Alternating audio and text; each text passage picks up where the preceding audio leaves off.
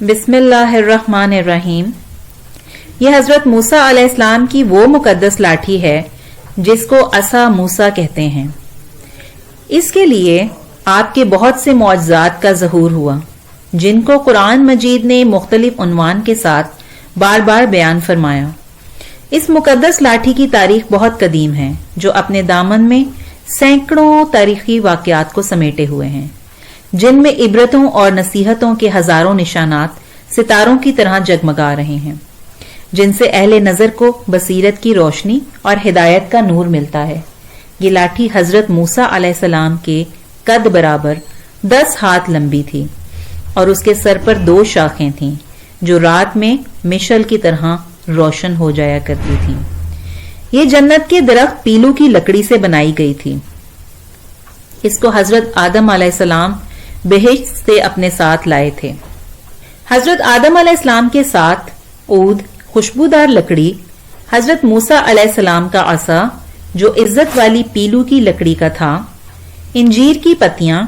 حجر اسود جو مکہ معظمہ میں ہے، اور حضرت سلیمان علیہ السلام کی انگوٹھی، یہ 5 چیزیں جنت سے اتاری گئیں۔ حضرت آدم علیہ السلام کے بعد مقدس عصا حضرت انبیاء کرام علیہم السلام کو یکے بعد دیگرے بطور میراث کے ملتا رہا،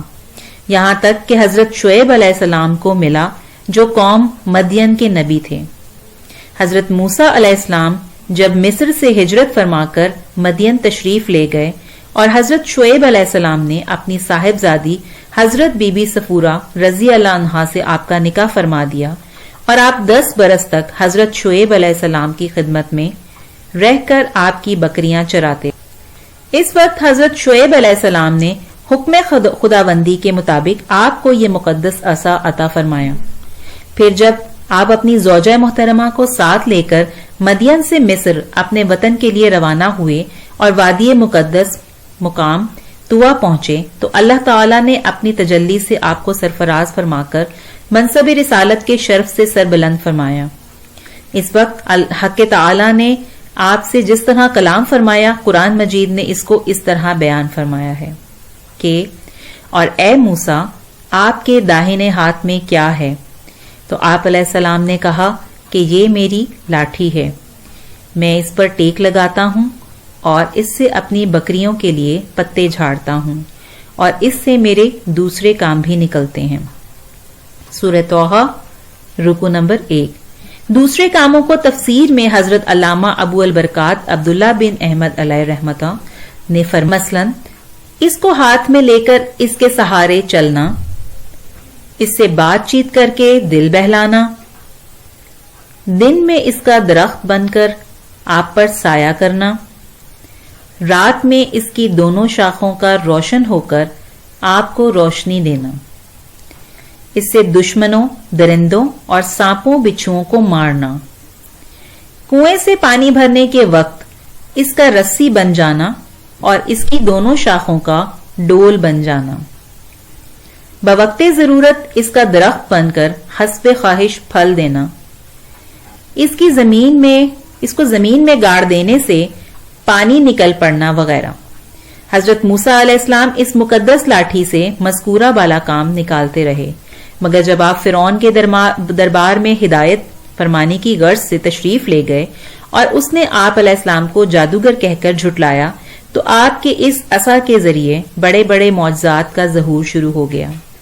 جن میں سے 3 معجزات کا تذکرہ قرآن مجید نے بار بار فرمایا جو حسب ذیل۔ عصا اژدہا بن گیا۔ اس کا واقعہ یہ ہے کہ فرعون نے ایک میلہ لگایا اور اپنی پوری سلطنت کے جادوگروں کو جمع کر کے حضرت موسیٰ علیہ السلام کو شکست دینے کے لیے مقابلے پر لگا دیا، اور اس میلے کے ازدحام میں جہاں لاکھوں انسانوں کا مجمع تھا، ایک طرف جادوگروں کا ہجوم اپنی جادوگری کا سامان لے کر جمع ہو گیا، اور ان جادوگروں کی فوج کے مقابلے میں حضرت موسیٰ علیہ السلام تنہا ڈٹ گئے۔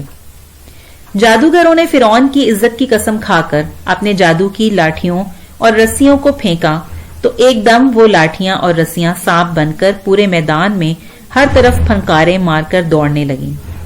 اور پورا مجمع خوف و ہراس میں بدحواس ہو کر ادھر ادھر بھاگنے لگا۔ فرعون اور اس کے تمام جادوگر کرتب کو دکھا کر اپنی فتح کے گھمنڈ اور غرور کے نشے میں بدمست ہو گئے اور جو شادمانی میں تالیاں بجا بجا کر اپنے مسرت کا اظہار کرنے لگے۔ اتنے میں ناگہاں حضرت موسیٰ علیہ السلام نے خدا کے حکم سے اپنی مقدس لاٹھی کو ان سانپوں کے ہجوم میں ڈال دیا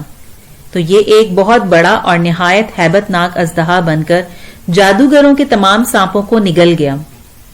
یہ معجزہ دیکھ کر تمام جادوگر اپنی شکست کا اعتراف کرتے ہوئے سجدے میں گر پڑے اور بآواز بلند یہ اعلان کرنا شروع کر دیا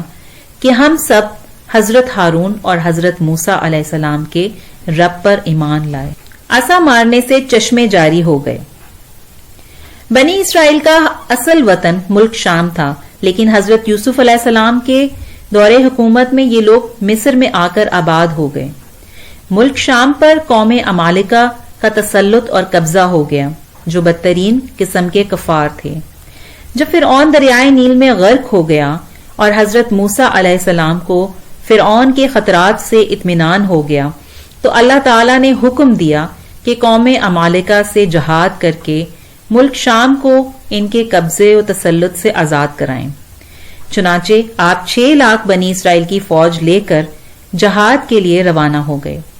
مگر ملک شام کی حدود میں پہنچ کر بنی اسرائیل پر قوم عمالقہ کا ایسا خوف سوار ہو گیا کہ بنی اسرائیل ہمت ہار گئے اور جہاد سے منہ پھیر لیا۔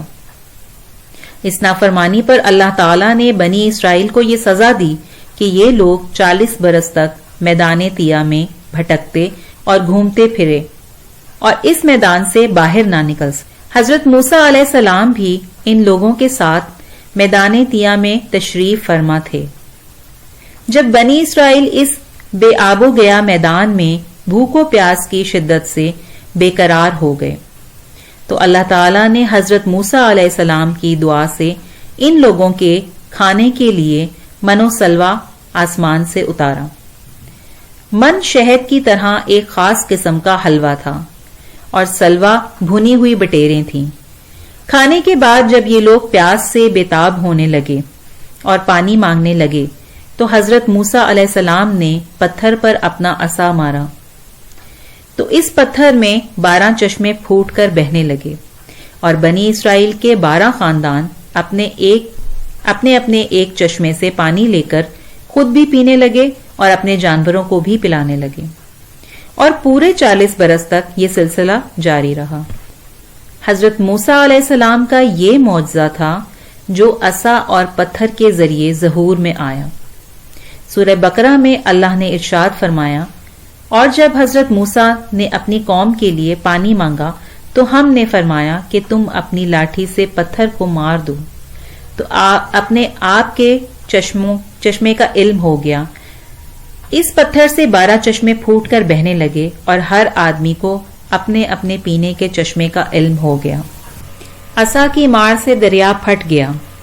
حضرت موسیٰ علیہ السلام ایک مدت دراز تک فرعون کو ہدایت فرماتے رہے اور آیات و معجزات دکھاتے رہے، مگر اس نے حق کو قبول نہیں کیا، بلکہ اور زیادہ اس کی شرارت و سرکشی بڑھتی رہی، اور بنی اسرائیل نے چونکہ اس کی خدائی کو تسلیم نہیں کیا، اس لیے اس نے ان مومنین کو بہت زیادہ ظلم و ستم کا نشانہ بنایا۔ اس دوران میں ایک دن حضرت موسیٰ علیہ السلام پر یہ وحی اتری کہ آپ اپنی قوم بنی اسرائیل کو اپنے ساتھ لے کر رات میں مصر سے ہجرت کر جائیں۔ چنانچہ حضرت موسیٰ علیہ السلام بنی اسرائیل کو ہمراہ لے کر رات میں مصر سے روانہ ہو گئے۔